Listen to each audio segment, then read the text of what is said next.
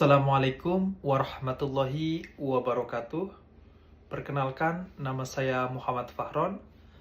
Saya dari mahasiswa Fakultas Bahasa dan Budaya, Program Studi D3 Bahasa Jepang, Universitas 17 Agustus 1945, Semarang.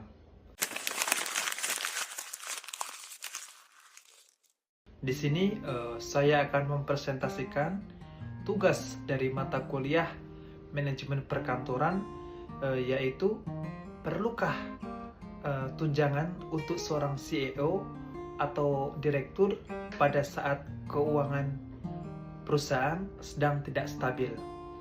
Langsung saja, yaitu menurut sudut pandang saya sendiri, yaitu kontra. Kenapa tidak perlu? Yaitu satu, prioritas pada stabilitas keuangan. Jadi dalam kondisi sulit, perusahaan seharusnya mengalokasikan dana untuk operasional dan kesejahteraan karyawannya. Yang kedua, etika kepemimpinan.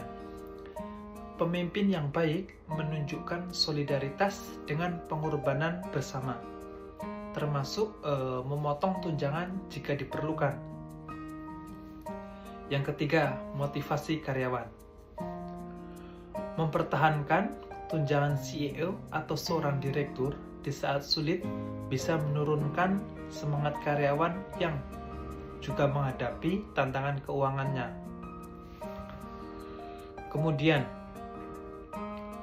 dampak jika tetap diberikan, yaitu satu, merosotnya kepercayaan karyawan.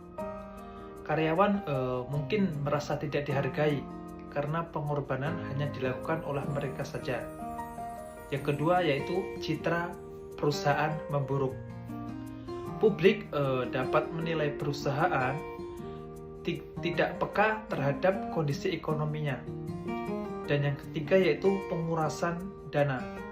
Dana yang seharusnya digunakan untuk restrukturisasi atau inovasi terbuang untuk tunjangan yang tidak mendesak.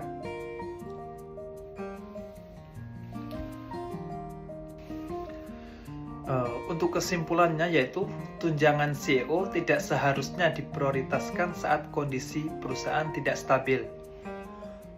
Fokus pada berkelanjutan perusahaan, kesejahteraan karyawan, dan pengelolaan krisis lebih penting untuk kelangsungan jangka panjang.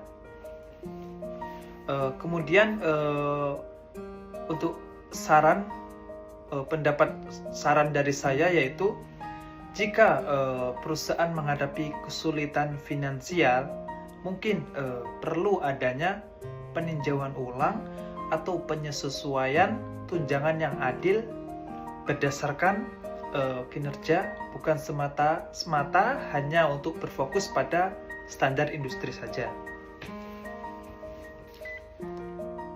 Serta tunjangan CEO sebaiknya dikaitkan dengan pencapaian perusahaan dan kinerja manajerial yang dapat diukur. Jika perusahaan sedang mengalami kesulitan keuangan, tunjangan bisa dipotong atau ditunda sampai kondisi keuangan perusahaan itu membaik.